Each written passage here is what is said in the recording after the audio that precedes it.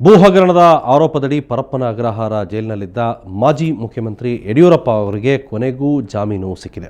High court ಏಕಸದಸ್ಯ ಪೀಠ ಯಡಿಯೂರಪ್ಪ ಅವರಿಗೆ ಇಂದು ಷರತ್ತುಬದ್ಧ ಜಾಮೀನು ನೀಡಿತು. ಸಿರಾಜುದ್ದೀನ್ ಬಾಷಾ ಸಲ್ಲಿಸಿದ್ದ ಮೂರನೇ ಖಾಸಗಿ ದೂರಿನ ವಿಚಾರಣೆ ಅಂತ್ಯಗೊಳಿಸಿದ ಕೋರ್ಟ್ 5 ಲಕ್ಷ ರೂಪಾಯಿಗಳ ಬಾಂಡ್, ಇಬ್ಬರ ಶ್ಯೂರಿಟಿ ಹಾಗೂ ದಾಖಲೆ ನಾಶಪಡಿಸದಂತೆ ಆದೇಶಿಸಿ ಜಾಮೀನು ನೀಡಿತು. ಇದೇ ವೇಳೆ ಯಡಿಯೂರಪ್ಪಗೆ ಜಾಮೀನು ನೀಡದ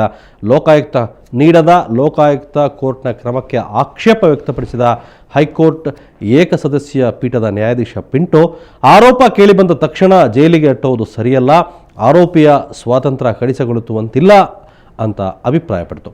ಸಿರಾಜುದ್ದೀನ್ ಬಾಷಾ ಸಲ್ಲಿಸಿದ್ದ 4ನೇ ದೂರಿನ ವಿಚಾರಣೆ ಮುಂದುವರೆದಿದ್ದು, ಮಾಜಿ ಸಚಿವ ಕೃಷ್ಣಯ್ಯ ಶೆಟ್ಟಿ ಜಾಮೀನಿನ ಬಗ್ಗೆ ಮಧ್ಯಾಹ್ನ ಆದೇಶ ಬರುವ ಸಾಧ್ಯತೆ ಇದೆ.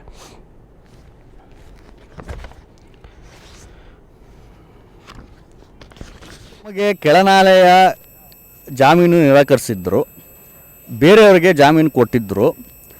ಬೇರೆಯವರಿಗೆ ಜಾಮೀನು ಕೊಡುವ ರೀತಿಯಲ್ಲಿ ಒಂದು ಷರತ್ತು ಕೂಡ ಯೂಸ್ ಮಾಡಿದರು. They shall not terrorise or tamper with the witnesses ಅಂತ ಹೇಳಿದರು.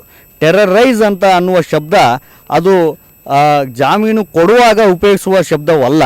ಅದನ್ನು ನಾವು ಇವತ್ತು ಕೋರ್ಟ್ ಮುಂದೆ ಹೇಳಿದ್ರಿಂದ ಮಾನ್ಯ ಉಚ್ಚ ನ್ಯಾಯಾಲಯ ಟೆರರೈಸ್ ಅನ್ನುವ ಶಬ್ದವನ್ನು ತೆಗೆದುಹಾಕಿ not to tamper with the witnesses, he shall cooperate with all the further proceedings of the court ಅಂತ ಹೇಳಿ 5 ಲಕ್ಷ ಬಾಂಡು ಹಾಗೂ 2 ಶ್ಯೂರಿಟೀಸ್ ಅವರನ್ನು ಪ್ರೊಡ್ಯೂಸ್ ಮಾಡಿದ ನಂತರ ಅವರಿಗೆ ರಿಲೀಸ್ ಮಾಡ್ಬೋದು ಅಂತ ಹೇಳಿ ಬೇಲ್ ಕೊಟ್ಟಿದ್ದಾರೆ. ಜಾಮೀನು ಕೊಡುವಲ್ಲಿ ಎಲ್ಲರಿಗೂ ಒಂದೇ ಕಾನೂನು ಇರುತ್ತದೆ.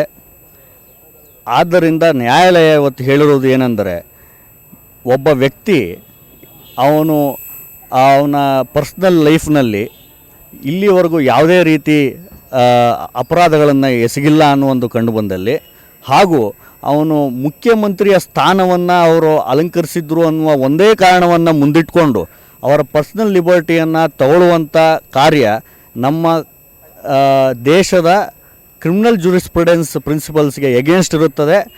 ಬೇಲ್ ಕೊಡುವ ಹಂತದಲ್ಲಿ ಈ ರೀತಿ ಕನ್ಸಿಡರೇಷನ್ನ ತಗೊಳ್ಳೋದು ತಪ್ಪು. ಕೆಳನಾಲೆಯ ಫಿಲಾಸಫರ್ ಅಥವಾ ಪೊಲಿಟಿಕಲ್ ವೇಯಲ್ಲಿ ಥಿಂಕ್ ಮಾಡಿ ಬೇಲ್ ರಿಜೆಕ್ಟ್ ಮಾಡಿರೋದು ತಪ್ಪು. ಆದ ಕಾರಣದಿಂದ ಇವರಿಗೆ ಯಡಿಯೂರಪ್ಪನವರಿಗೆ ಬೇಲ್ ಕೊಡುವುದು ಸೂಕ್ತ ಎಂದು ಹೇಳಿ, ಇದಿಷ್ಟು ಅವರ ಪರ ವಕೀಲರ ಮಾತುಗಳು. ಅಂದರೆ ನ್ಯಾಯಾಲಯದ ಬಗ್ಗೆ ನ್ಯಾಯವಾದಿಗಳ ಮಾತುಗಳನ್ನೇ ಕೇಳ್ತಾ ಇದ್ದರೆ ಬಹುಶಃ ಸಾರ್ವಜನಿಕರ ಚರ್ಚೆಗೆ ಇದೂ ಕೂಡ ಉದಾಹರಣೆಗಳಾಗುತ್ತೆ.